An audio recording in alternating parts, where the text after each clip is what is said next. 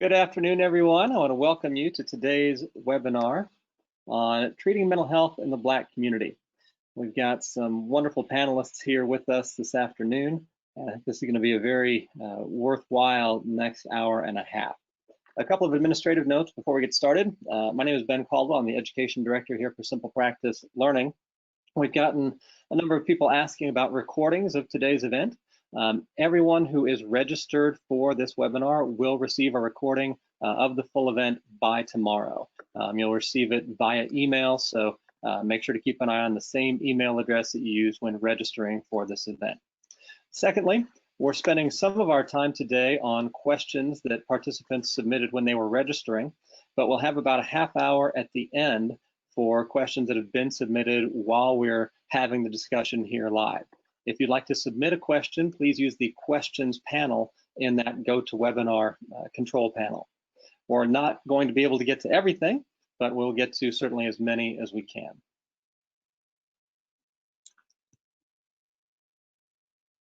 This is our rough schedule for the day. We'll do a few minutes here on introductions first. For roughly an hour, give or take, we'll answer some pre-submitted questions, and we'll use the remaining time for live Q&A. We're scheduled to go until 1:30 Pacific time today. That's 4:30 Eastern, if my math is correct. And we will fill that time, I have no doubt. On that note, I'd like to introduce our panelists, starting with Shawan Worsley. Shawan, you'd like to talk a little bit about yourself and your practice? Sure. So I am a therapist and an educator in California, in the Bay Area, right outside of Oakland. And I work primarily with people of color doing culturally responsive counseling. And I'm also an educator, and my work surrounds issues of social identity and mental health disparities and working to eliminate them. Thank you very much, and thank you. I want to just point out, Shawan was the one who sort of pitched this to us. We were talking about some things that we can do for SimplePractice Learning in CE, and she suggested that we do a live event like this one. So, Shawan, many thanks for that. Our next panelist is Michael Jones. Michael, you want to talk about your work? My name is Michael Jones, and I am in private practice near Little Rock, Arkansas. I'm also a counselor educator, and I've been doing that for a few years now. My main focus on specialty areas include social justice issues, also multicultural issues, and also telemental health counseling. And just very excited to be a part of this panel today. Thank you very much. And then finally, we have Dr. Donna Oriowo. Donna, would you like to talk a little bit about your work? Hey, I'm Donna Oriowo. I'm a sex and relationship therapist located in the Washington, D.C. area with a specialty in how colorism and texturism impact mental and sexual health. And that's pretty much the long and short of it. Thank you very much. I mentioned I'm Ben Caldwell. I'm the Education Director here for SimplePractice Learning. And for anybody who is wondering, hey, SimplePractice, what are you doing having a white guy facilitate this conversation? We actually had a fair amount of conversation about that very issue internally. And where we landed was that, number one, Black mental health is not solely a Black issue. We didn't want to present it that way. And number two, it is not just possible, but necessary for white clinicians to show up to conversations like this and not center their own experience. So my intention here is to be kind of an example of what that looks like. We also were talking with our panelists here yesterday about kind of intentions for the day. So I think it's helpful to visit that quickly and talk about kind of, because I know each one of you has very different experience, very different maybe goals and motivations for being here today. So I wonder if each of you could spend a minute and maybe talk about that. What is it that kind of led you to be here today, and what are you hoping for in the next 90 minutes? And Shawan, I'll start with you. So I'm here today because I believe we're in a particular moment in time. Black people have lost their lives, and because of the situation that has happened with George Floyd and all of the activism and agitation around what's been going on, that we are in a moment where people are listening. And I think that change is crucial and that we all have to play our part. And I am grateful for SimplePractice for doing this, because I think it is a space for sharing. I think it's a space for educating, for empowering and equipping. And my goal here is to help to just improve the field, which I think has poorly served Black people, and to help to equip clinicians to better serve our communities. Thanks. Michael, what about you? My main reason for being here today, these conversations that we're having today, it's a conversation I know that many of us have been having for multiple years in different venues, whether it's with students or with other clinicians or just with family members in general. And so I feel like this will be a great opportunity for us to be able to speak and for people to be able to get some varied experiences from each of us about how we've experienced these things and how our clients have experienced these things and how we can work together to bring an end to all of this. I think I hope for me, that's what my goal is that when we walk away from our time together today, is that we have some strategies and things that we can put into action immediately, because I know answering questions on an individual basis to individuals about race and microaggressions and all these different things like that, it gets tiring doing that on an individual basis on every single day. And so whenever have opportunity to be able to be in front of many people, to be able to have that message put out one time so that people can hear that, I just felt like this would be a good time to be able to do that. And so once again, thankful to SimplePractice for putting this together and just giving us an opportunity to be able to have our voices be heard as we speak for those people who don't have a voice. Thank you. Donna? I already facilitate these conversations, and specifically in the field of sexuality. I serve as the chair of the Diversity, Equity, and Inclusion Committee for ASECT, the certifying body for sex therapists. I am also incoming as the communications chair. So I'm not a stranger to having these conversations within that space and within that field. And a lot of people don't think that race has anything to do with sexuality, but in the field of mental health, I don't see a lot of these conversations happening, not in productive ways, certainly. So part of my motivation for being here is that I am tired.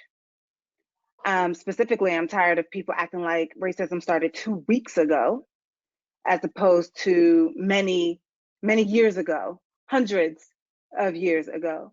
So I think that now is the moment to just have the conversation, have it out, let people ask their questions.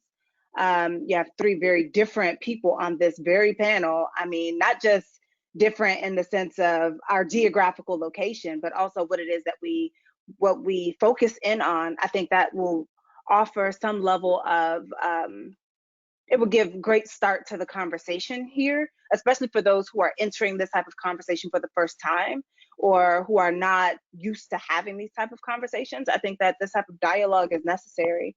And I figure if SimplePractice is willing to be a platform to allow that conversation to happen, then I'm willing to be here to have that conversation.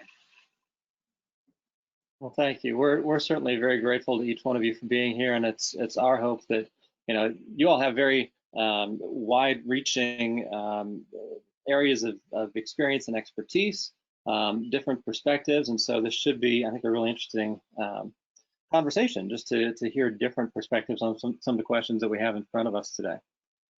With that, let me get to our first question, which comes from Colleen, who asks, what is the most important clinical mental health issue that needs more research and attention in the Black community? And Michael, I'll start with you on this one, and then Donna, and then Shawan. I think one of the most important clinical issues to think about is just understanding anger. I think when we have clients who are African American who come into the spaces that we have, and if they're experiencing any type of anger that they are going through, to be able to understand where that anger is coming from and not react to it as we normally do. I think when we see someone and they're frustrated or they're passionate or whatever the case may be about something, there's always this mentality of jumping to the conclusion, or it's the angry Black woman or the angry Black man, when in reality there's a lot of things that has led up to that moment where that person it's done and frustrated. And so I think that's as a mental health thing that has to be talked about, is that we don't deal with anger from our Black clients in the right manner, because if I'm already have a sense of fear from that client, just in general, and now they show any type of anger, I think that complicates the problem in general for me to be able to work with that client. So I think we have to be well aware of our own understanding of what anger looks like and how that's going to be expressed.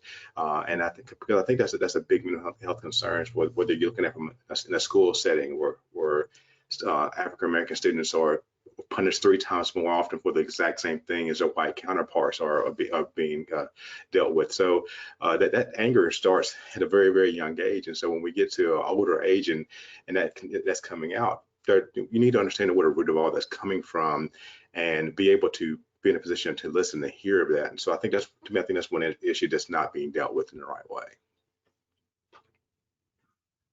I really like that answer. Go, Michael. Mostly because anger is one of my favorite emotions, and I think that oftentimes it gets a really bad rap. But to answer this particular question, I think that there's an assumption that there is not enough research out there. I think there's plenty of research out there. I think it's about how do we center the research that is already out there. I know many Black people in this field and outside of this field who are doing great work, who have done wonderful research, but none of that stuff is actually being taken seriously or being put at the center in the way that it needs to be. So it makes it very difficult for us as clinicians or mental health experts to do any of this work, because we are unaware of what is already out there, or it has already been discounted as not being real research or being all that important. So when we think about like funding streams and where money goes and who gets the money, what is considered important to even research in the first place, we are already put at a disadvantage. I remember when I was doing my research on colorism and texturism, and for those who don't know, colorism is discrimination based on someone's skin tone, where lighter skin tones or those who look whiter are seen and held in a higher regard than those with darker skin tones. Hair texture works in the same way. So the straighter the hair, the better off you're said to be, and the more privileges that you receive for that, having that right hair texture. And hair textures like mine are often demonished and told, we're supposed to do something differently in order to show up in space. But when I was doing this research, I was told that, there's not going to be anything out there on that, and you should change what you're going to study. I mean, people already are coming with an assumption about what is there and what's not there. And I'm more concerned with what's in the DSM versus what's not in the DSM. Who gets to make the decision about what mental health issues are actually important in the Black community, and who are the purveyors and gatekeepers of knowledge, and how do we gatekeep against those people who do not have certain credentials? So we're, classist, educationalists, and we have all these other isms sort of intersecting in this space, and we don't allow Black people to really story their own stuff. We sort of say that, there's not enough research, and I'm just like, no, there's plenty of research, we just don't use it. The sex educator in me will also say that I would want us to start from a sexuality perspective, because we're sexual beings from birth till death. So everything, including how we express anger, how we express any emotion, how we show up, how we dress, how we speak to other people, is also based in our sex and in our sexuality, and how people are going to accept or not accept it from us. And that is also going to change according to our skin tones, hair textures, etc. Thank you, Shawan. I think that a real concern in terms of working with the Black community has 2 sides to it. One, I think that there is a real lack of understanding of the intersecting identities that people have, not just Black people, right? That all people have, right? But if you're talking about Black people, how do we even understand who this person is who is sitting in front of us? How do we approach that? And I think clinically, we are often not seeing clinicians who are equipped to even conceptualize Black people in the fullness of their identity, to approach it, to engage it, so that when things come up, such as anger, like Michael said, or such as sexual identity, as Donna was saying, and as people are voicing their experiences and their identities, there really isn't an appreciation for what's happening, or a sense of, how do I deal with this? How do I talk about it? How do I broach it? What if there is no box?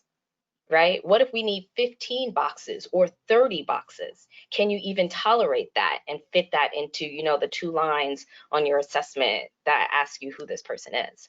So I think clinically as a field, there has to be a greater expansion of our understanding of who a person is. And then as we take that to dealing with Black people, really exploding our idea of who is Black and what is their experience. And then how do we work with each individual when they come into our office. Well, there's a lot there, and I know we've got some other questions that are going to help kind of expand on that and what that really looks like in the therapy room. Our next question comes from Davis, who asks, how do I continue to support my clients and encourage them when I myself lose faith from time to time? And Shawan, I want to start with you on this one, and then we'll go to Donna and Michael. I really appreciated this question because I think it was honest and real and speaks to just the challenging aspect of really doing this work. And for myself, I think that when I feel low, it's really crucial for me to tap into my faith, my hope, right? To release what is not helpful, the negative, the frustration, and then to fill myself with what I believe and what I think can happen, right? As a clinician, I do believe in change. I do believe people can change. I do believe that things can become better. And I find that I have to truly walk my talk. And when I had a client come to me and say, I just don't know, everything is so terrible, I'm scared to send my child outside. And she knows I have 2 young boys, and I have experienced such intense fear, and I had to do something with that fear. And I explained to her the ways in which I have advocated, the civil community service that I have done, the ways in which I engage. And she was able to hear that and say, okay, if you're able to do that, then I'm able to do this. So it was really about showing up and not saying I've got it all together or everything is all good. It's about to say, you know, I'm really afraid my boys are going to die. And because I'm afraid of that, I can't stand still. And so I'm going to fight, and I'm not going to give up, and I am going to do whatever needs to be done to try to make this world safer for them.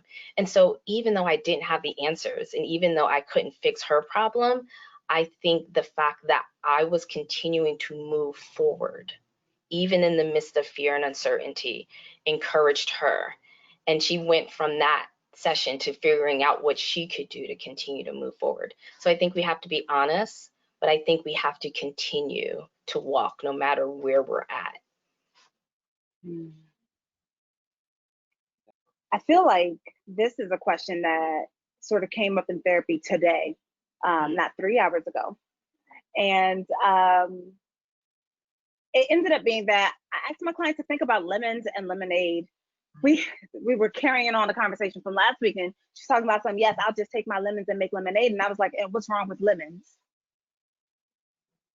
And to that I say, how do we sit with where we are? How do we take a look and go introspectively and just be in this moment and give space and breath to this moment? Like there's always something to do, but I'm like, there's always time to sit, to be in the moment, to appreciate it for all that it is. I'm not saying appreciation as in, oh, this is a wonderful moment, but to really take a look around to try and understand the nuances that have come our way.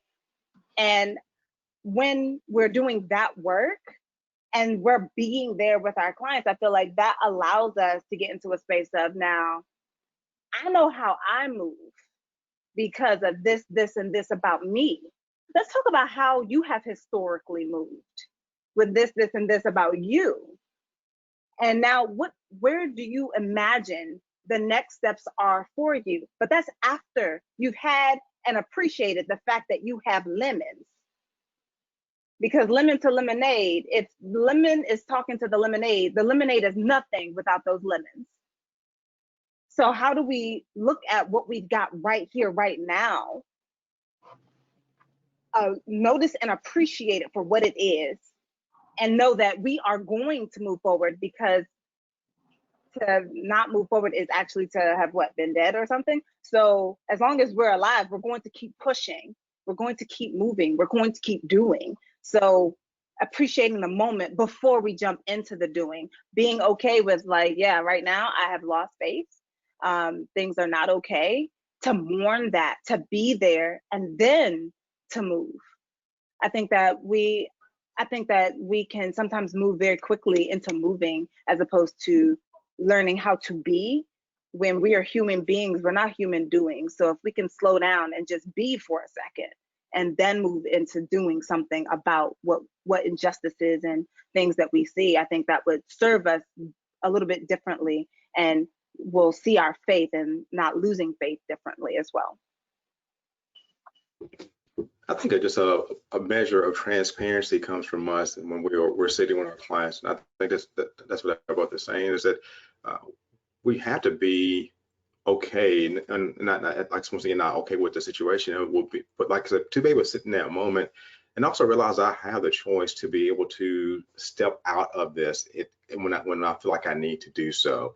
I think as a clinician, I need to do that at certain times. I think for my clients, they need to do that too. So if what they're seeing and what they're hearing is becoming so overwhelming, yes, appreciate that time, be able to understand where those things are coming from, but also realize you don't have to inundate yourself in all of this right now if you choose not to. I think for some people, this is a time for them to stand up and speak and say a lot more things. For other people, they are tired and say they want to take a step back from that in this moment. So I think the one way I can encourage my clients is help them to realize the choices they have, that you have the ability right now to step into this or to step out, whatever works best for you at this time period, and not to feel bad about that. I think there's some guilt sometimes that we will feel, well, I don't feel like I'm doing enough. But if you're not able to get along, then my thing is like, take that time that you need to do that, and be honest with our clients. I think there can be a way of approaching our clients where we're acting as if we're not affected. And the reality is we are affected. When we see the same things going on, we're human beings as we walk into that office, and they are too. So there's that connection they're looking for.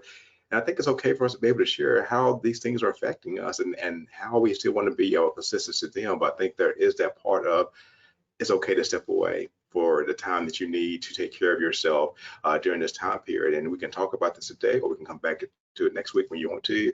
But it's okay to have that, but to have that space that you need to be able to process through all those things. So I think that as clinicians, we, even if we are losing faith in what's going on, it's okay for us to send that message.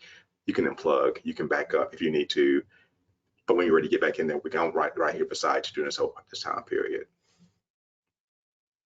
Well, if you don't mind my asking, and this is maybe kind of a personal question, so don't feel any obligation to answer here if you don't want to, but I'm curious because, you've each talked about the importance of sort of recognizing and honoring that loss of faith that comes from time to time.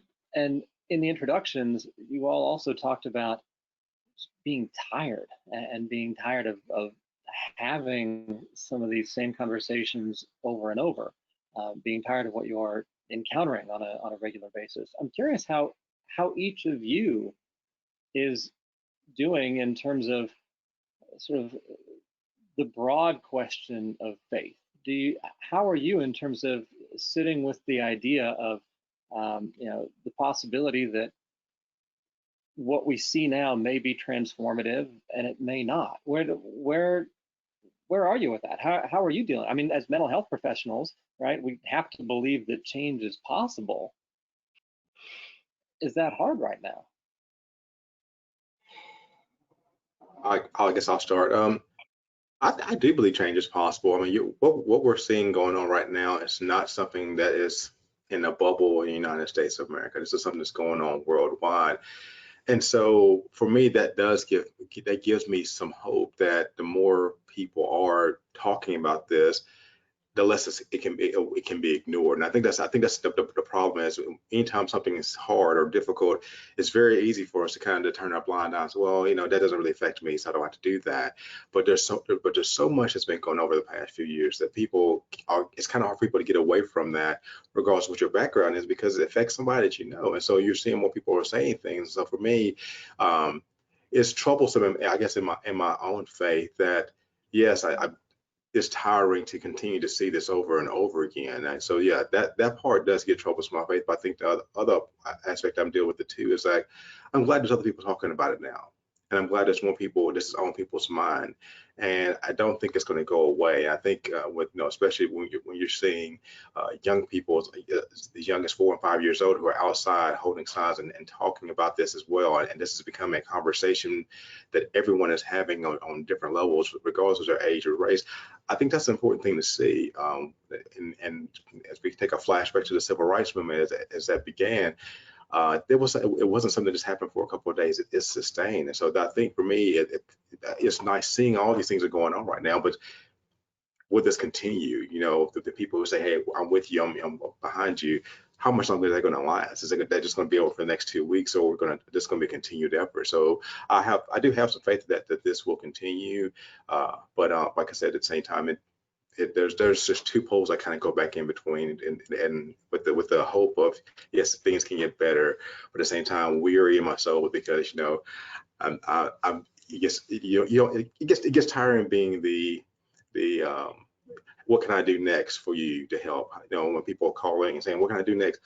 Do your own research. You know, get out there and look for things for yourself. I'm not the one that always has to be the answer for you. I think there's some education that we can get in ourselves by looking up ourselves versus just let me find someone that's Black and ask them how to do these things. So I think it's important on both ends of that. So I'm hopeful, but yeah, hopeful and tired. That's probably the best way I can say that.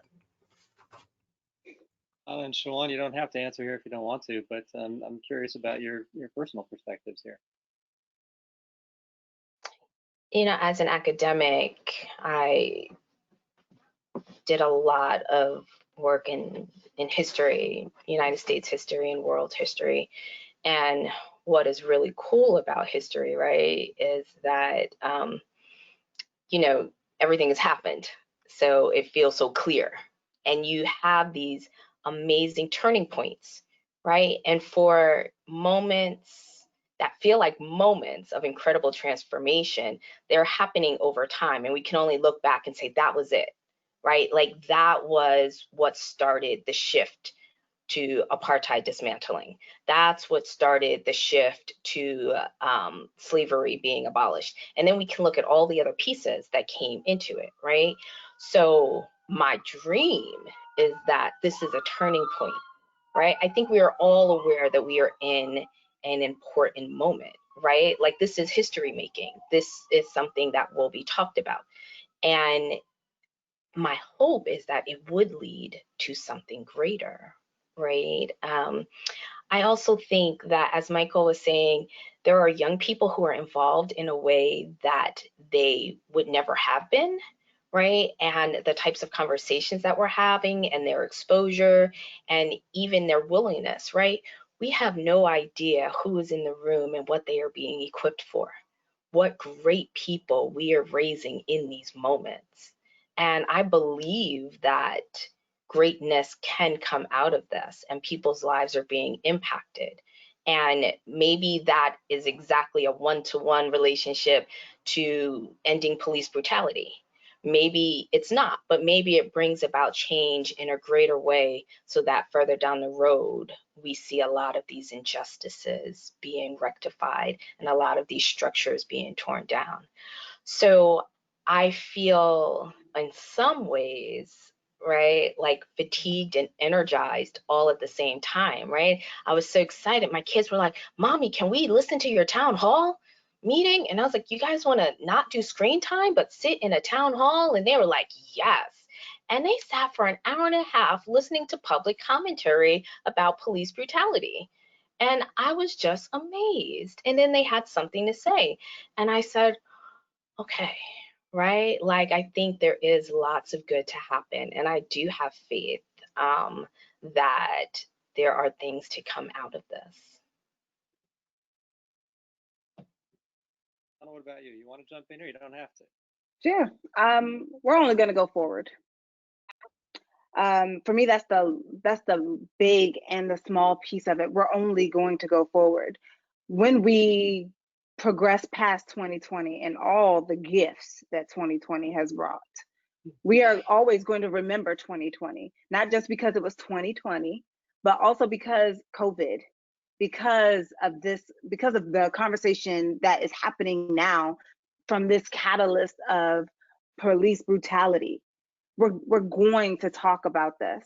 This is not something that I think will ever be forgotten. Just like we remember Spanish influenza, we're going to remember COVID.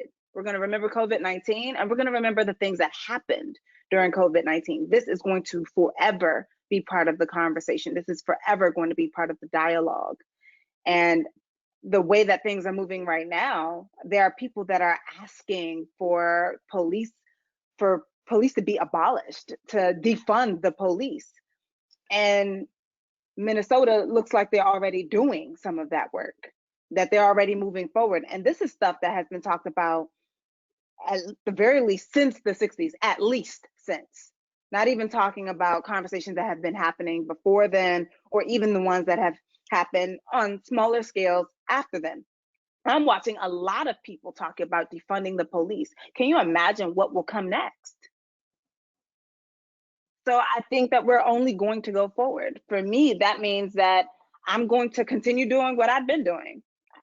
Nothing for me changes. I see mostly Black people. I speak to mostly Black people. I teach where I am invited to go and where I will be paid to be, because I don't do free work. I will go and I will teach about the things that I know and how people can implement and how they can grow. And I can say that I've seen an uptick in the amount of people who have been reaching out to me about, okay, I heard that you do this thing. Can you come out this way? We would like you to do this thing for us because we recognize a need. We have a need here. So I don't know that things can go back. I think that they can only go forward. Where they go forward to and whether or not people forget, I mean, for the casual activists, yes, they will forget. For the one that is doing performative work, yes, they will forget. For the ones who are actually entrenched in this work, we never forget. We never stop. We always move forward. We're going to drag you with us whether you want to come or not. So better to walk on your 2 feet than get dragged behind this horse. Well said. And on that note, let's move things into the therapy room with this question from Stacy. How do you help clients deal with race-related stress and anxiety? Michael, I'll start with you on this one, and then Shawan and Donna. Hoping to go second on that one. That's okay. So dealing with race-related stress and anxiety, I think this question, I think there's a couple of different ways to go with that. I think first of all, as a clinician, first of all, you need to understand where your comfort level is on dealing with stress-related stress and anxiety. I think that's, to me, that's one part that has to happen. And a lot of my answers, you're going to say, well, you're repeating yourself a lot. But I think a lot of the work that we're going to be, at least from my perspective, starts with the clinician and them being able to recognize where they are when it comes to approaching the Black clients and knowing how to approach them anyway. And so a lot of that's going to be introspective work that you have to start off with from the get-go before we can start to look at all these different questions. But I think that this, the first part of that is just when we look at that, it's one, can you be able to handle that, the responses that they are going to give you when dealing that? And two, what work have you done in those areas? Because once again, someone can tell you their story and let you hear what they've gone through, but if you're not up to date on the research in those areas, you're not going to be able to help them. And I think regardless of what your code of ethics says on what to do no harm. So I think that's one of the first parts of it, is making sure that we have the right training and to be able to deal with that. Because I think when we think about race-related stress, anxiety, it's not just the same as just normal stress and normal anxiety. That when you add that term race-related to that, it takes a different perspective. It has a different look. And so we have to make sure that we are equipped to be able to deal with those issues. And and once again, be able to hear what the client is trying to say to us without getting involved to a point where we are getting offended and all those things like that. And I've seen that where clinicians are they feel like, well, the client was talking bad about me, or I felt like they weren't comfortable with me. And I'm like, well, maybe they weren't. So how are you going to approach and deal with that now that you know that, or I didn't really see what the big deal was about that. Once again, that goes back to the clinician, making sure that they're prepared for that. So I think a part of this, I guess part of why we get this answer is making sure that you know that this is something that is real and that you recognize that this is real, and prepare yourself to be able to help clients who come in with race-related anxiety. And so I just think about part of it begins with the clinician and their background and their preparation for clients in those situations. Thank you. Shawan, and then Donna. I think to answer this question, one of the things that needs to be teased out is who is the you that we're talking about, right? Are we talking about me as a Black clinician and other Black clinicians? Are we talking about white clinicians? Are we talking about clinicians that are the same race as their clients, who might be different races of their clients, right? I think all of that plays into how you approach this, right?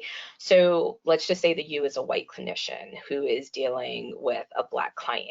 I think that what Michael is saying, I just really want to reiterate, it's crucial that you have some understanding of these issues. I think it's also crucial not to deny someone's experience or their expression of this is what has happened. I have a lot of clients, not just Black, I actually see a lot of clients of different races and cultural groups, ethnicities, that are like, I came to you because I don't want to have to explain myself. I don't want to have to prove what happened. And I think there is a real fatigue and anger and frustration at this idea of, will I be believed? Right? So I think if you're a white clinician and someone is coming to you with a race-related stressor, that it is crucial that you believe them, right? And if you say, well, how do I know it's true? How do I know it really happened like that? What if that's just your perception? Then that's their reality. That is the reality. That is the reality that you deal with, right? As in any of these other issues that you're clinically approaching, right? You have to approach it from the client's experience. And then I think once you do that, there is just a listening that has to happen, and also being able to hold it, right? Like, this is very heavy work. So you have to be able to hold it. Sometimes clients come to me and they're like, we're not sure how old you are. Are you sure you can handle this? Right? And it's like, I got you, right? Like, you put it out there, I am equipped to handle whatever you walk into the room with. But now as a clinician, you have to be equipped, right? I think if you are a Black clinician who is working with Black people, we'll just keep it like that, right? I think that it's really important to have your self-care and to watch your triggers, right? One, don't put your experience on them. They may be having a very different experience than you, right? So be able to listen and be able to hear. And then two, make sure that you're taking care of yourself, because you are holding all of these things as you're experiencing life, as you have experienced it, and whatever race-related stressors. And I think, like, lastly, as an educator, I always try to help my clients better perceive what is happening in their personal life and in the world. So one, I try to help them identify when something race-related or any other ism is going on, right? And I talk to them about what I call these Twilight Zone moments, where they're like, I just don't know, this happened and I don't know where it came from, or it just felt weird, right? And I'm like, okay, there's probably an ism at play. Let's talk about it. Let's think about what's happening. Also providing language and vocabulary, right? Very simply identifying and naming things, I think, can be really, really important. And then helping them to understand that they are already successful, right? I'm like, if you came into my office, if you are here, I don't need to save you, right? You already have strengths, you already have resources, so you can handle this.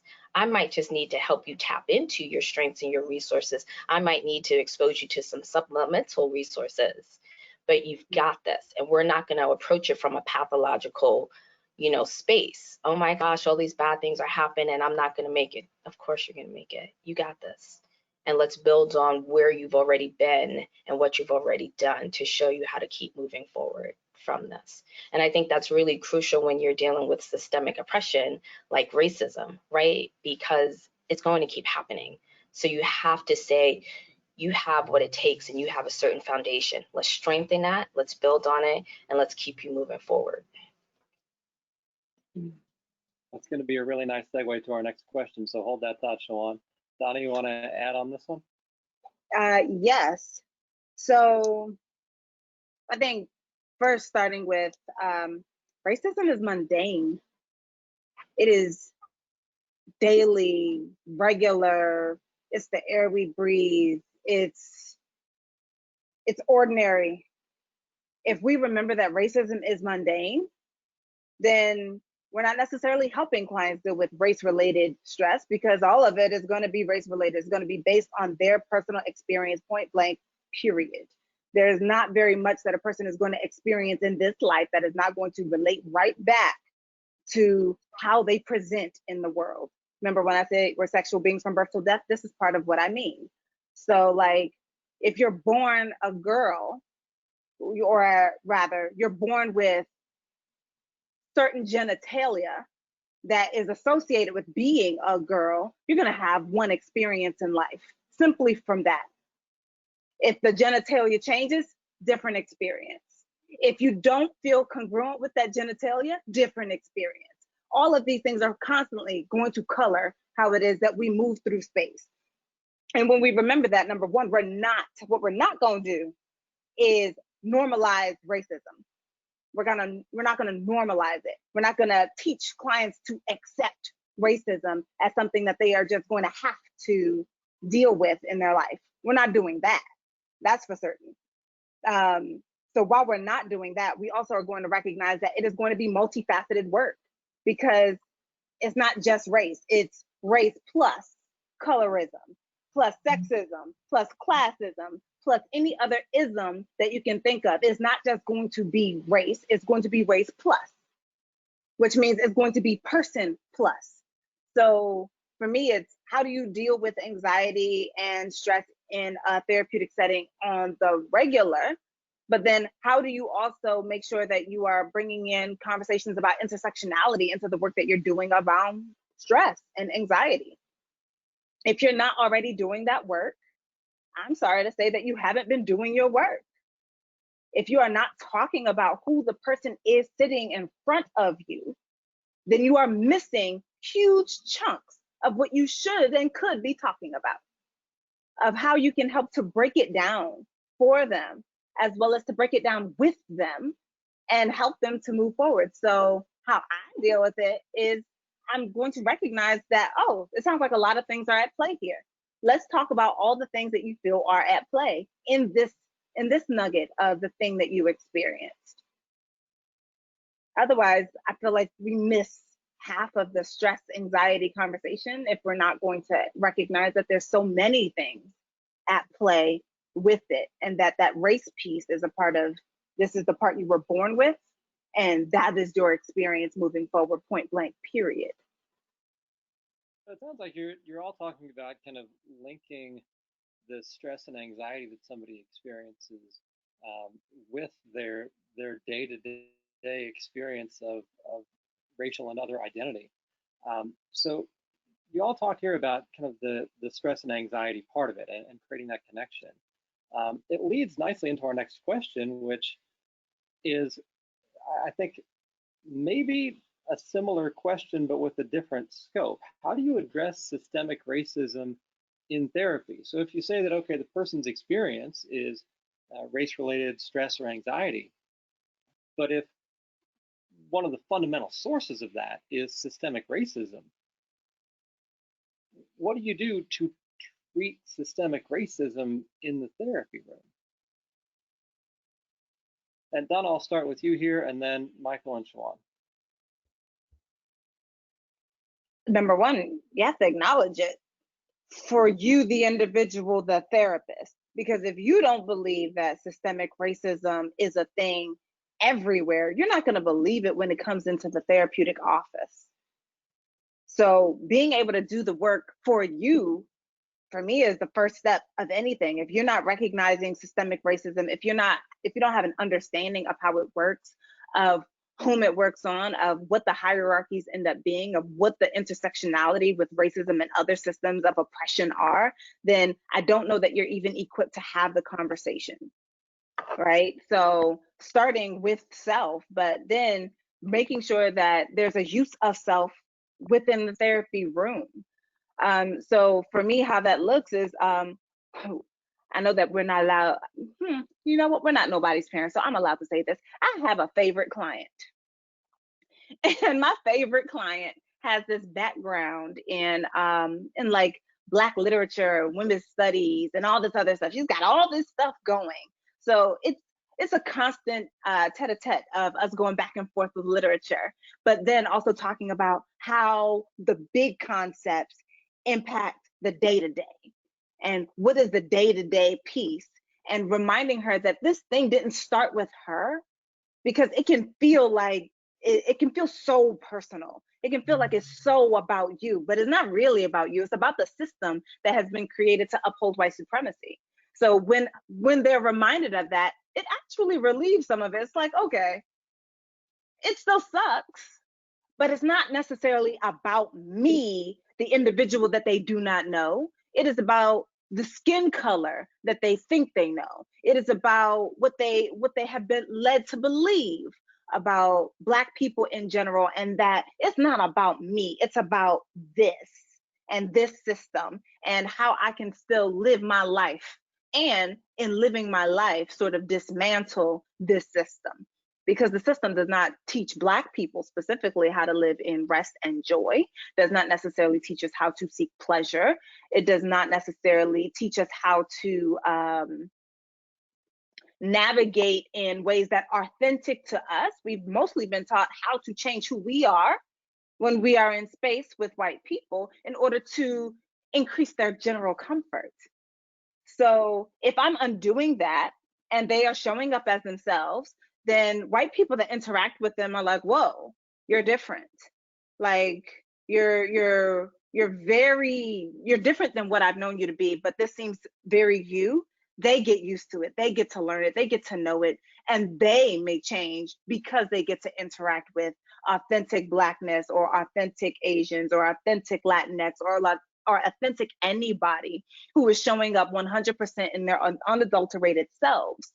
Now, granted, I also recognize that code switching is a defense and a survival technique, but when in doing the work and going from the little day-to-day to the big systems at play and how far back those systems have been created, my clients get into a space where they no longer make it personal.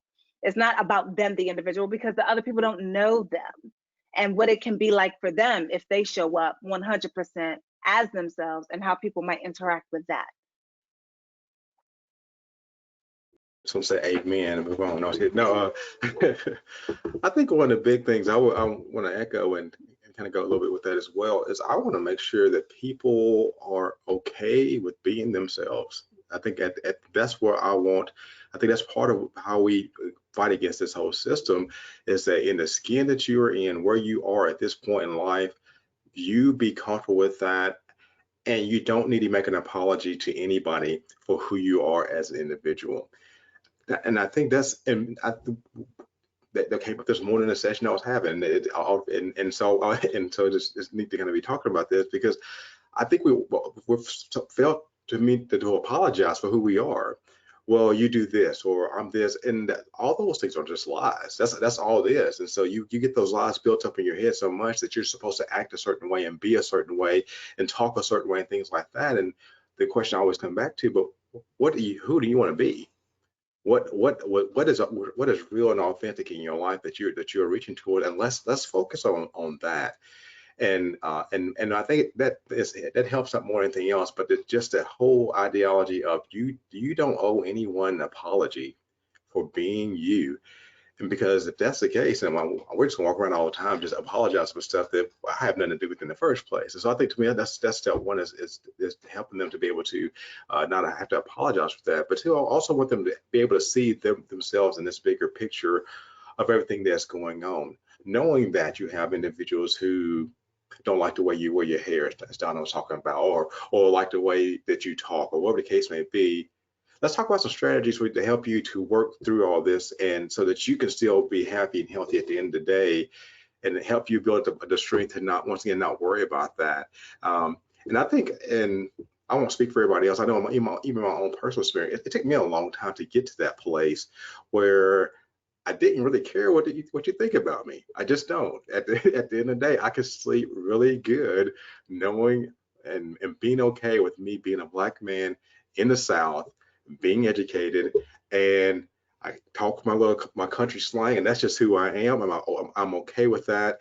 And until I was able to get there myself as a clinician, it was kind of difficult for me to be able to speak that truth into my clients who walk through the door. And so I wanted I guess for any of my clients, I would say that, but specifically for my African American or Black clients, I want them to do that.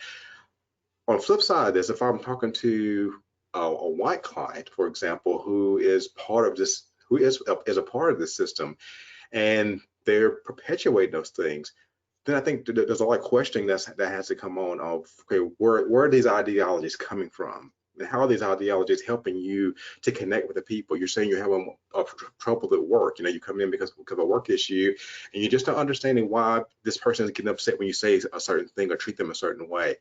Where did these truths come from that you came from, the ideology come from, and try to challenge those things so they can have to think through that. Because sometimes when people, I think as creatures of habit, we do things because we've been taught things a certain way, and we've been taught that certain way such a long time, it just becomes ingrained in who we are. And so the question then becomes, why? What is the motivating factor behind doing that? And if what you're trying to accomplish is not being effective, if you're not being effective in the way you're doing it, there may be a different way of doing this, you know. And so I think I'm going to approach that a little bit different than when I have an African American client and I want a white client, because once again, if you're being affected by the system, or if you're a part of the system, I think there's just going to be a different approach to both those clients. Yes, I agree with Michael. It definitely depends who your client is. And if I'm working with a Black client, as Donna said, I think acknowledging first and foremost that this is what they're dealing with, right? And then really empowering them to decide what they want to do with that, right? So it's like, okay, I'm at my job and they're doing all these things to me and I know it's racist. Okay, sounds like it is. What do you want to do? You want to get another job? You want to go report them? You want to go to the EEOC? You want to document stuff? Like, these are all of your options. You can fight in one way, you can fight in another way, right? But you can do something about it. You are not powerless. Let's think it through. Let's think through consequences, right? And let's think through what's most important to you, right? And I really try to work with my clients around putting themselves in the best position possible to deal with things, right? And so I'm like, what do you need at this moment to be successful? We understand what you're up against, but what do you need? What do you need to do? How do you best position yourself to navigate this terrain, right? You're saying this is all this racism and it's happening here. I'm like, okay, do you need to make a move? Do you need to go get another degree? Do you need to go redo your resume? Like, what do you want? And so really trying to, again, just thinking about Donna's words about moving forward. How do you move forward through this? We're not going to sit in this. We're not going to have a pity party. We are going to acknowledge, we are going to deal with it. We're going to talk about the impact. We are going to deal with hurt and pain that comes, right? Because that is very real, but we're not going to stay there. We're not going to stay there. What's next? And I think, again, if you're dealing with a white client, really trying to create a space for seeing how the personal is impacting other people, how this personal interface is really reifying a system that hurts other people, encouraging my white clients to experience other people, right? Not just this associate, I know this person at work, right? But to have relationships where you have given people permission to speak into your life around who you are and how you show up in the world. And then come back to me and we can talk about what happened in that relationship, right? Like, don't even just let therapy be the one space where I came to you as a Black therapist so you can help me not be racist. Okay, that's a really big job.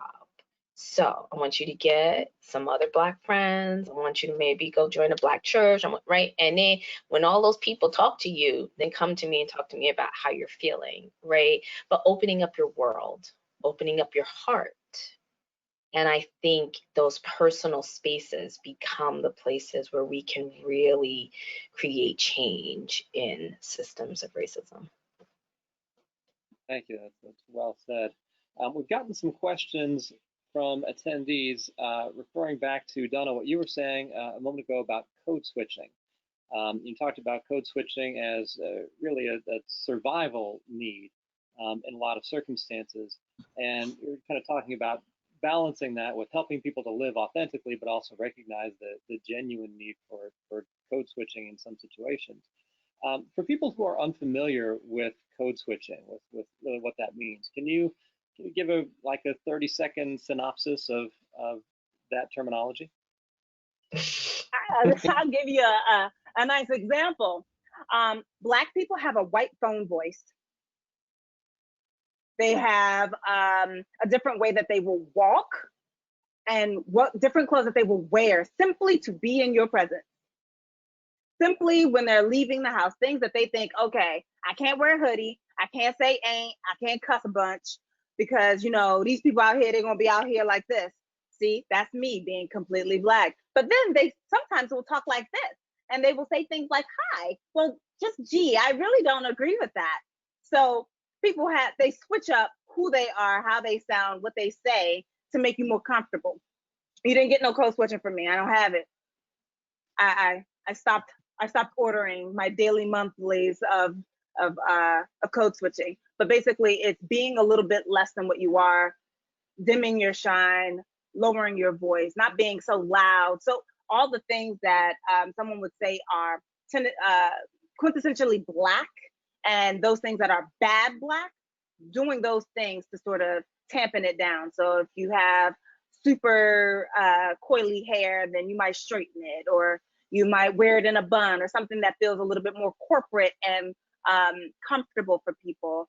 Being able to not wear loud lipstick, or wearing a nice button-up shirt. I have no buttons. But just doing the things that are almost required. There's this meme of like a video loop of Obama shaking people's hands like, hi, hi, and then getting the Black people like, yeah, that's code switching. Thank you. So I'm noticing the time here. It's almost 1 o'clock in California time. I'd like to get through a couple more of the questions that we had submitted when people registered. Then we've got some fantastic questions that have come in live from our audience here today. To get through a couple more of these earlier questions, I might just ask some of these to one of you at a time. The next one I will direct to Michael. What are some ways that you have found to work with and undo internalized racism? Well, I am an educator as well, and I teach. The main class I teach is multicultural counseling. I think it's important for all of us to be able to know how to work with people who are different from us. And one of the first things that we do is we take an inventory of our prejudices and our biases that we have, and so we are well aware of those. And I think that's one of the first places we have to start to be able to work and undo internalized racism, is that we have to actually know that we are right, that we will carry around racism and biases towards other people. And so one of the first things we talk about is this whole ideology of being colorblind, that we're not colorblind. I mean, that's multicultural counseling 101, night 1 to class. We're not colorblind people. We see color. So let's stop acting like we don't see that. And so I think part of what I always try to do with individuals is help them to begin to see what biases do you hold in your life as a clinician, And number two, what are you going to do about that? And anyone who walks around says, well, I don't really have a bias, and I say you haven't really looked well deep enough into yourself as a clinician. I think we all need to look and see where our biases lie, and then we begin to work on that. I think that's one of the first places where how we start with this work, and also just with the internalized racism. When I see something happening on television, if I see something happening to someone who looks different from me, if I know that I would get upset if that was my own child, but you're not being upset when you see it happen to someone else's child or someone else's relative, where is that coming from? Because whenever we get to the point where we are making excuses and that we're first to jump to the conclusions of, well, if someone had have done this, it's always if someone had have done. If that's our first thing, is always to defend the person who is the perpetrator, versus actually looking at the victim and being able to talk about what could have been done different, and so this wouldn't be a situation at all.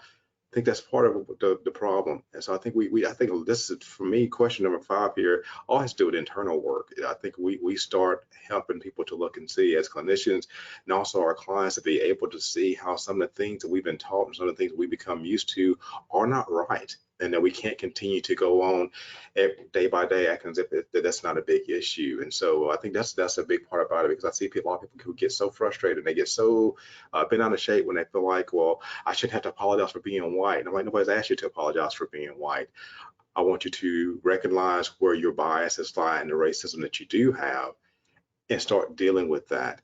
But if you're not even willing to do that, then you're not ready for this work. So I think that's probably the quickest way I can answer that question. Thank you.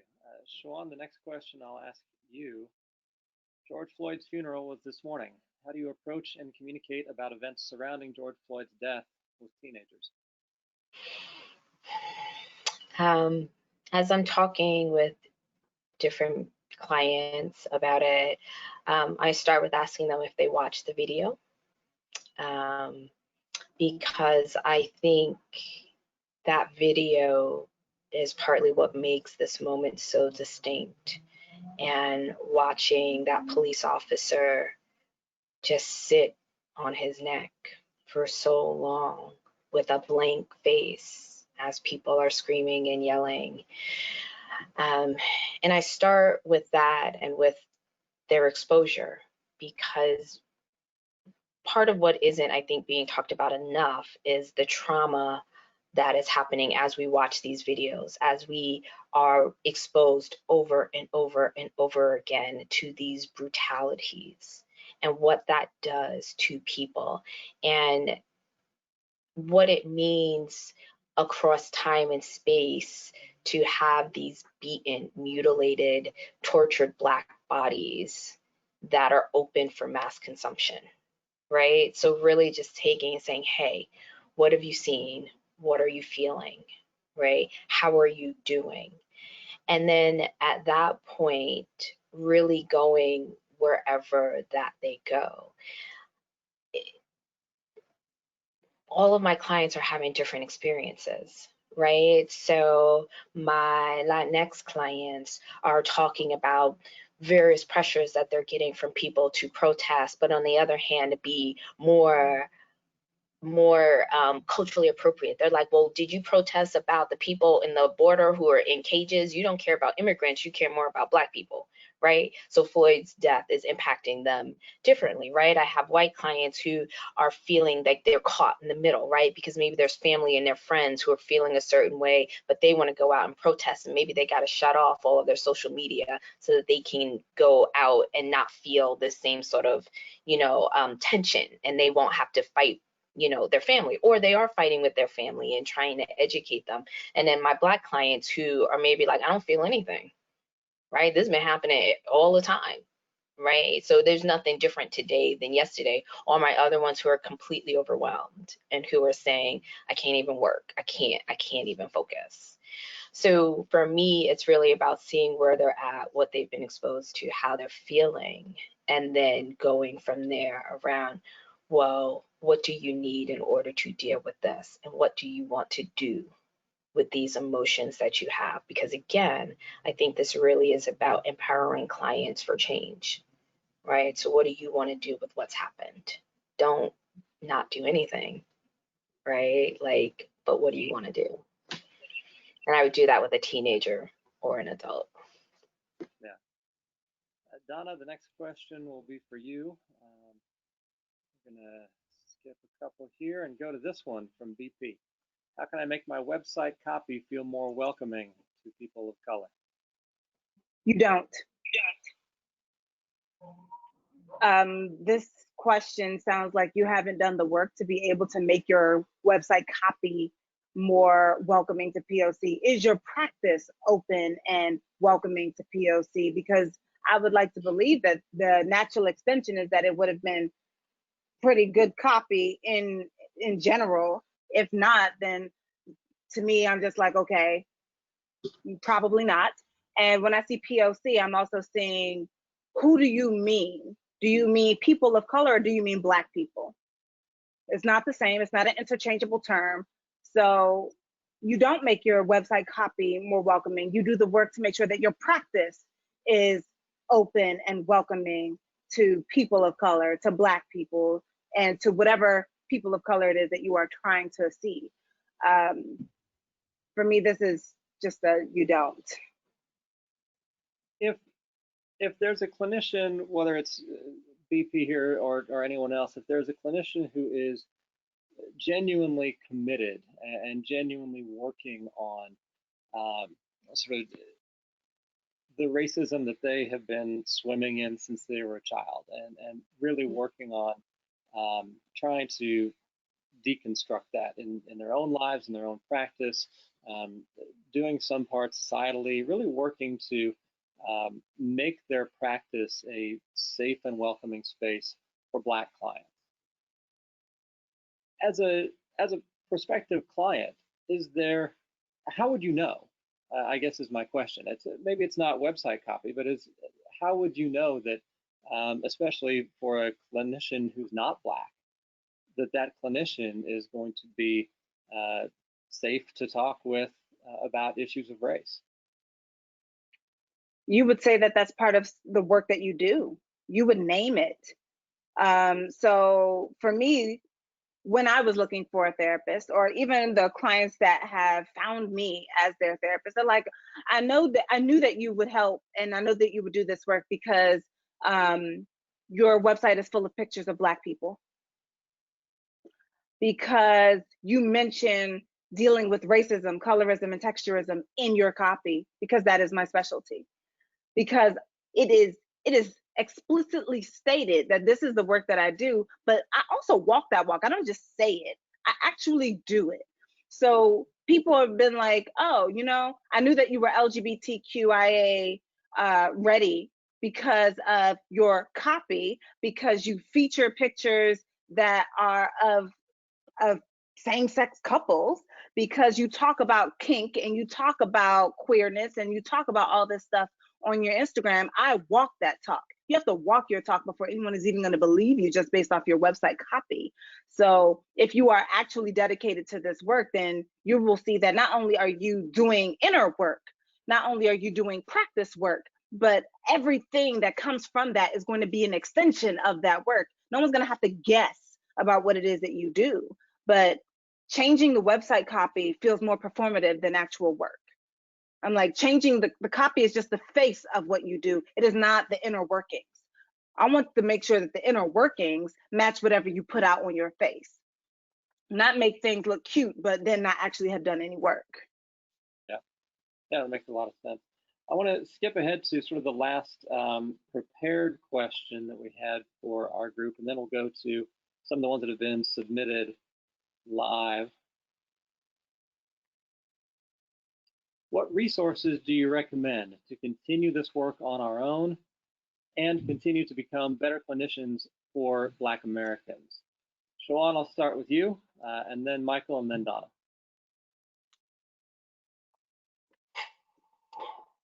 I think that's such a broad question.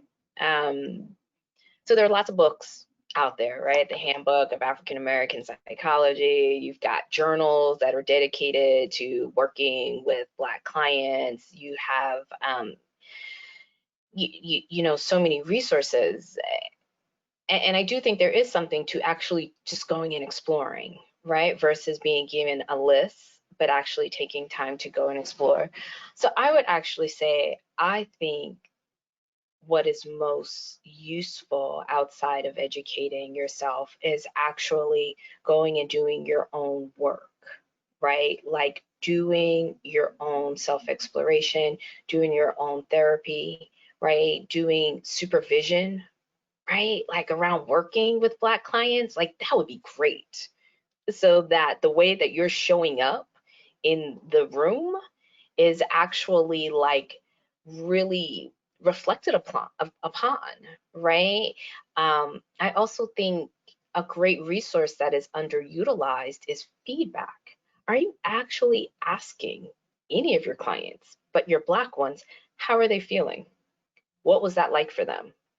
Right? If they're dropping out, are you even following up to see if they're why? Or you're just like, yeah, they just no showed, you know, they don't keep appointments, right? Like, I don't know, my clients keep appointments, right? So really like asking questions when things happen, because I think book knowledge is important, and I think it's one thing, but I think if you're actually a clinician working with people, you really have to interrogate what's happening with you personally and how you are showing up as a clinician in the therapy space. Thank you. Michael? I'll make it simple. Consult with I think it'd be a very wise thing is to find a African American or Black clinician where you actually pay them to do consulting work with you to help you to be better equipped to do the work. And the reason why I say this being a paid type thing is because as an African American clinician, I don't mind if someone sends me an email say, hey, what's going on? I have a question about this. But people don't, you have to recognize just time has gone in to understand the things that individuals do, that we know. You know, I think all the panelists here, you know, there's time and effort and energy been put into what the knowledge base that we've done. And so because of that, respect that. And so I think whenever you are trying to become more equipped to do this, be willing to consult, saying, hey, you know, I want to pay a consultation fee, work with me over these next few months, whatever the case may be. We can walk through so instead of me just saying, hey, go read this book right here, we can work through this book together and process the stuff in here and talk about what that actually means. That way you're not just walking away with some interpretation that may not be correct. And so I think consultations is a really big thing that people should be getting involved with because I think sometimes people want to take the easy route. It's easy to send a text message. It's easy to inbox somebody for a resource. The hard thing is to put the money behind that and say, hey, I honor your time. I honor you as an expert in this field. Can you work with me on getting better at doing this? And I think when people start doing that, that's going to make a big difference because it's because anybody can buy a book off Amazon. Yeah, I can list out 10 books off Amazon, and that's great. Maybe you read it, maybe you won't. But it's a different thing when you're sitting down, you're meeting with me, you're meeting with somebody else, and we can walk with you and talk with you through this whole process. And when you're having issues with what's going on with your client, we can give you some of these suggestions. You know, like you're saying, like, have you been following up with your clients? What are you doing? What type of work are you doing? I think that consultation piece has to be there when you're working outside of your scope to a certain extent. So I think that's a big piece of that. It's just consult with an African American therapist and respect their time and not try to get by with, let's just do a quick lunch and give me some tips, because that shows your dedication. If I wanted to get a certification in EMDR, I'm gonna pay a couple $1,000, go to training for 2 or 3 weeks to be able to do that. But if I wanted to work with a Black client, I just want you to send me a book. I just think that's innocent, and they're not the same. It's not the same at all. So if you're truly interested in doing it, find someone you can work with and actually do the work with them, and not instead of asking them to be your resource for every single thing. Thank you. Donna? I like to remind people that you are your biggest resource. I know that we want to look externally, and I'm like, that's good, because you should, especially if you don't have a knowledge base, but you are your biggest research. You need to hone you need to do your work. To that end, I usually point people in the direction of Johari's window. It is my favorite thing to use both on stage and in therapy. because it talks about the public, the private, the blind, and the unknown selves. And being honest about what are the values that you value for your public self? What about the ones that you value for your private self? What about asking people who just interact with you what they notice in you that you may not notice in yourself? These things can help you to better integrate yourself so that you're able to know what it is that you are doing and not doing. I also very much echo what Michael just said. Put your money where your mouth is. You're saying that you want to be better, prove it with your dollars. Stay out of people's emails, get into their Cash Apps, get into paying them for the work that they do. If you don't have a knowledge base and someone else does, you don't hesitate to pay for, like Michael said, EMDR. You'll drop a couple $1,000, but you think that you should just pick my brain for coffee.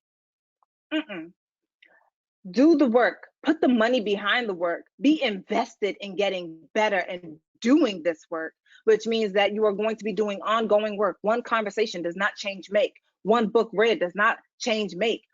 You're going to need books, yes, but you're also going to need a living, breathing person who is going to be able to help you in this work. So that's hiring somebody to come to your agency to talk to you.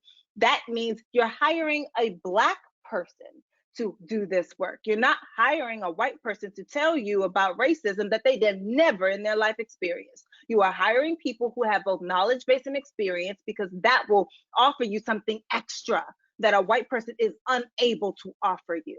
I know that everybody likes to put Jane Elliott's name out there when we're talking about race, and I'm not saying that she didn't do great work. I'm saying that there are Black people who have been doing the same work that you willfully ignored. Get out of your comfort zone and hire the people who have already been doing this work. Get Dr. Joy DeGroy, get Shawan, get Michael, get me. Hire us. We are able to do the work that you are seeking to do, if you're actually seeking to do that work. As far as books go, I always like to drop a couple titles, but these are titles that are difficult to read. So The New Jim Crow, Stamped from the Beginning, Me and White Supremacy. These are books written by Black people about this to help you move forward, to help you have a deeper understanding, for helping you to do this work. If you want somewhere to start with hiring someone, then get books, and then the person that you hired talk about the books that you just got. Thank you very much. I want to move into a couple of our questions from the audience that have come in while we've been talking here today. First one comes from Michelle, and she's asking, you all are involved in training and teaching in various ways. How do we get more Black clinicians into the field? How do we even begin to rewrite or rebuild the DSM? We probably don't have time to have everybody take that one, so who'd like it? I want it, but Michael looked like he wanted. Go ahead, Michael. Okay, I'll go. I'll give my 30 seconds cap minutes, because I love hearing Donna just go off. So everything's like really quick. We are out there. I mean, so when we say where are they, there are Black professional counselors, social workers, LCSWs, everything out there, psychologists, social. We are out there. So it's not a thing of there needs to be more. It's like, are you utilizing the ones that are out there? I say that because I'm a counseling professor. I teach students every single day, and Black students. So we do have them. So I think the part of it is just, first of all, is just looking for them. There's so many groups I'm part of on Facebook, and it's nothing. It's just full of Black clinicians, and so there's a lot of us out there. The thing is, you need to look for us, and so I think that's probably the best way I can say that we are there. We're ready to work. We're ready to get out there, and I'm going to stop there because I know Donna has something to say. I'm only going to add where you can find them: therapy for Black girls, therapy for Black men, therapy for Latinx, melanated mental health. There are a bunch of people out there. They've already been doing this work. A lack of awareness is not that we don't exist, it's that you are unaware of us. I would say, when in doubt, start with using some of the hashtags on Instagram. They will lead you to a plethora of people. And if you go to those people, you go to who they're following, you will find even more people. And you will just continue to build and build and build. I will say that if every Black person in this country tomorrow said they wanted a Black therapist, we are at a disadvantage. We do not have enough. However, part of the major things that block that is racism and how it actually ties in with classism and capitalism. So if you would like to make sure that there are more people, why don't you put some money on it? When in doubt, use your wallet. The question is about sort of attracting new clinicians. So you're saying there are plenty of people actively doing this work, but if the question is about attracting more Black therapists, making sure that people are aware of the career options that are available to them, and Donna, you're saying that yeah, there's sort of an underrepresentation problem. So how do we, as a field, how do we resolve that? How do we bring more Black voices into the conversation? How do we bring more Black clinicians into mental health work? I'm saying that there's a financial barrier to being able to do the higher education required, because I mean, the amount of student loan debt that I have is laughable. Laughable. It could surround my house. Laughable. So, and just like there's a financial barrier. There's a bunch of racist programs. Let's be real about that. They're choosing how many people of color and how many Black people they want to be in their programs at all. So if we're talking about how do we change all that, we're talking about changing systemic racism at the institutional level, because academia is very white and makes it very uncomfortable to be in it in the first place. So I had too many racist experiences as a student that made me not want to continue. So let's talk about how we can deal with that, and maybe we'll have more of us. Yeah, that makes sense. A question from Mike. How are you holding space for individuals in the Black, queer, and trans community who feel oppressed by their heteronormative Black community?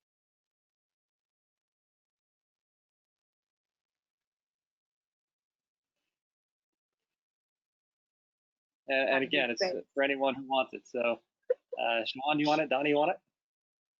I mean, I love that question. I'm going to defer to Donna. This is her expertise. Hit it. How do you hold space?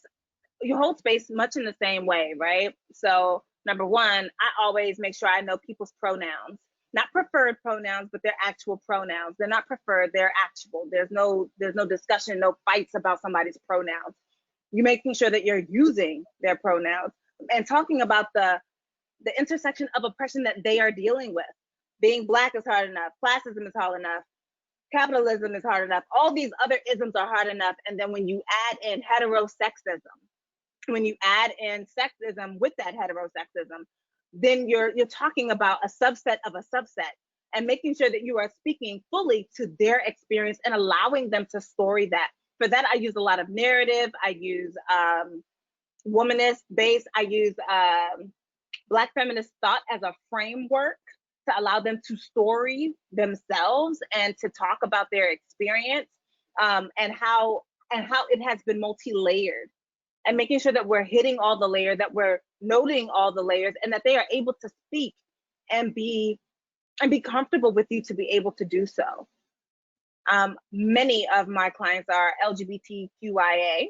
I am also LGBTQIA. This is my first time coming out. Hey, y'all.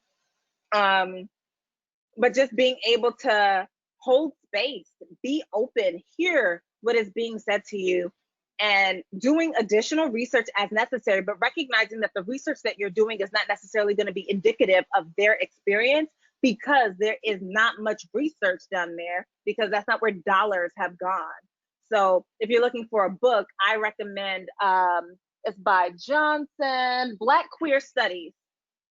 It is a great book to get you started. It is not necessarily the only book out there, but I think of it as a pretty great book for getting started. Well, thank you, and we're honored that you would come out to us.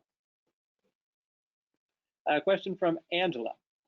I'm having trouble finding where my therapist role ends and my activist role begins.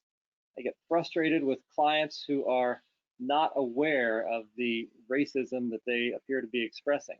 Should I channel my frustration into passionate education, or is it more helpful to use my normal therapist-y understanding and normalizing of their confusion?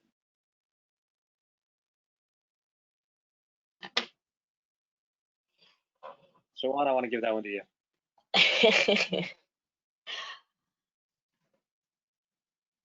You know, I think that as a Black clinician, I have always imagined my space as one that necessarily entailed advocacy, activism, fighting against social injustice, not just racism, right? But against many oppressive systems, right? And it is a mark of privilege to say, do I step into this role or do I not, right? Like this idea that I don't have to fight, I can choose, right? It's like I fight or I die, right? I cannot let this overcome me.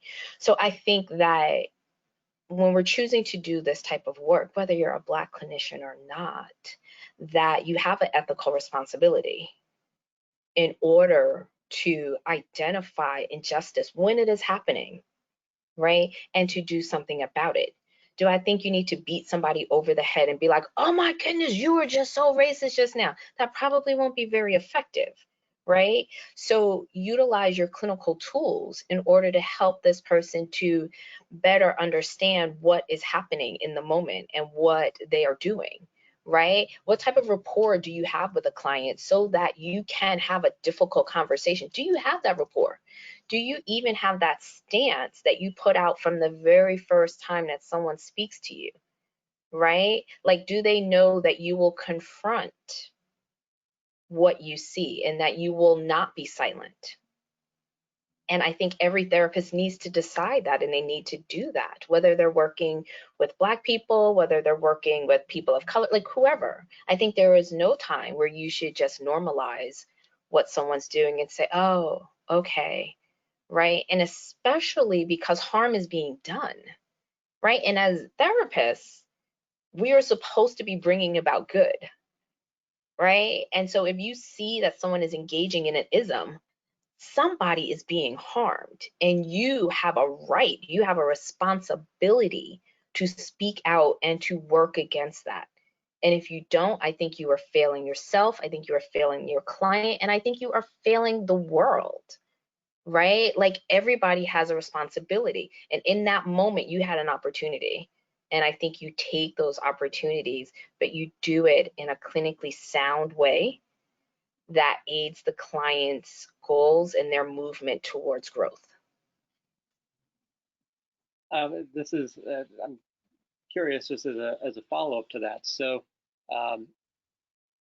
we have a responsibility to address these things as they come up, and make a great point that, you know, to choose not to engage in the conversation is itself a place of privilege.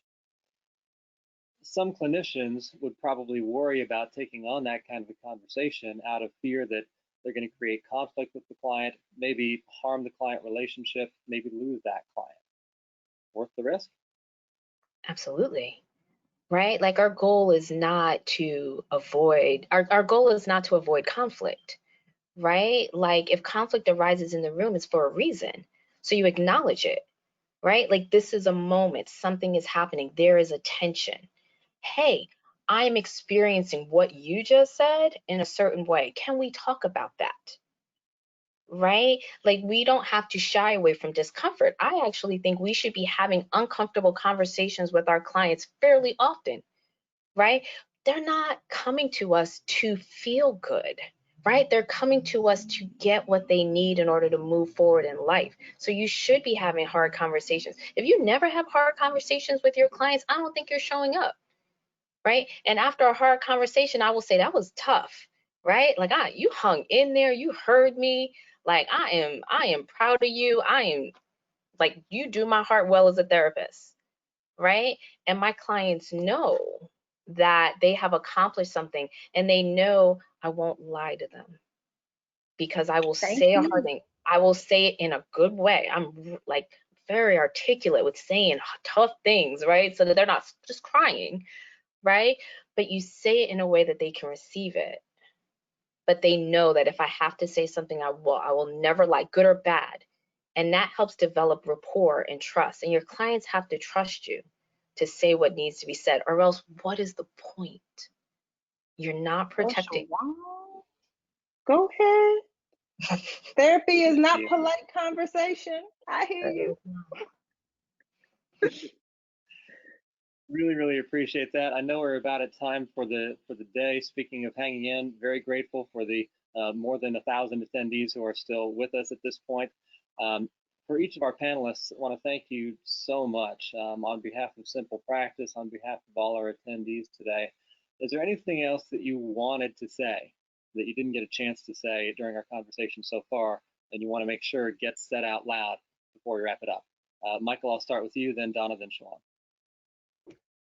I will say, as an African American therapist and who's also a client as well, if you are a white clinician, I think one thing that you have to be aware of and be okay with saying that you do have privilege. As a male, I have privilege. I realize that. And no one is asking you to apologize for having privilege. What we are asking, though, is if you do have privilege, use it to help people who don't have the same space that you have to be heard. And if you can do that, I think that's going to be more helpful than anything else. I think it's going to be a great start to this whole work. But when we simply say, well, no, I don't have privilege, and that's just something that's made up, and it's not true. I would have a deep concern if we're not yet able to at least acknowledge our privilege. And once again, don't apologize for it. Do something with it. I think that's basically in a nutshell what I have to say about that. Thank you. Donna? I think one of the main things that I want to make sure that I say is that your job is to dismantle systems of oppression as they impact your clients. That is the job, that is the work, that is how we need to be moving. And part of how we move is to start with ourselves and then move outward from there. So as you are dismantling systems of oppression, I'm just going to go ahead and say it, even though it's tacky, hire these people. Hire Shawan, hire Michael. Let them help you to move your practice and your agency and your work forward. This is one baby step. Your being here does not now mean that now you're not racist, or that now you've done all this work and now that you're ready to see Black clients, or that you're ready to tackle this. It doesn't mean any of that. It means that you still have more work left to do. If you are a Black clinician in this space, I mean you too. And I want to make sure I'm saying that, because I think oftentimes we think that just because we're Black, that means that we have done our work and are able to help others in that work, and that ain't true.